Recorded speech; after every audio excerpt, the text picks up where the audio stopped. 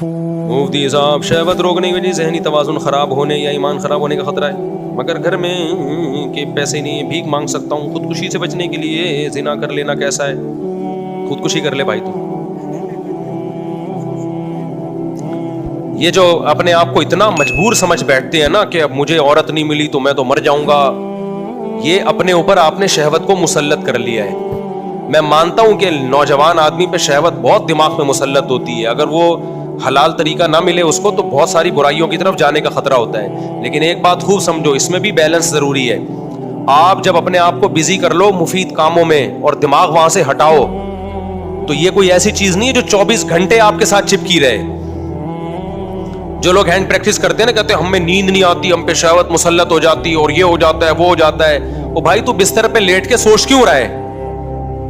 تو بستر پہ جا اس ٹائم پہ جب نیند کا شدید غلبہ ہو، شدید نیند آ رہی ہو، بستر پہ لیٹتے ہی آنکھ لگ جائے گی. یہ کمبخت پہلے جائے گا، لیٹے گا، پھر خیالی پلاؤ چلائے گا، پھر ٹک ٹاک پہ لڑکیوں کی ویڈیوز دیکھے گا، پھر فوش فلم دیکھے گا، پھر کہہ رہے شہوت میرے کنٹرول میں نہیں ہے اور میں خودکشی کر رہا ہوں. تو مر جا بھائی. تو کیا کہہ رہے ہیں زندہ رہے؟ تو لوگوں کو تو زنا کر کے عورتوں کو بھی خراب کرے گا، ماحول کو خراب کرے گا. اب ایسا نہ ہو کہ واقعی میں مر جاؤ، مرو لیکن جاؤ سیدھا جہنم میں، کہ خودکشی کرنے والا مرتے ہی کہاں جاتا ہے؟ آگ میں جاتا ہے وہ.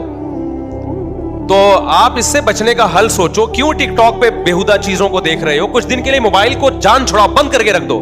دیکھو میں موبائل نا، میرا اتنا دماغ خراب ہوا ہے نا موبائل سے، اتنی کالز آتی تھی، میں اٹھاتا تھا، اس کو جواب دے رہا ہوں، اس کو جواب دے رہا ہوں، پھر کوئی صحیح طریقے سے سوال نہیں پوچھ رہا، کوئی طنز کر رہا ہے، کوئی کیا کر رہا ہے. میرا ہونا شروع ہوا خراب. پھر یوٹیوب پہ ویڈیوز دیکھ رہا ہوں، کوئی ویڈیو میں الٹی بات کو، کوئی جھوٹا الزام کسی پہ لگا رہا ہے، کوئی کسی پہ. آدمی ڈپریشن میں جاتا ہے. پھر ڈالر یہاں پہنچ گیا، نیند اڑ گئی نا.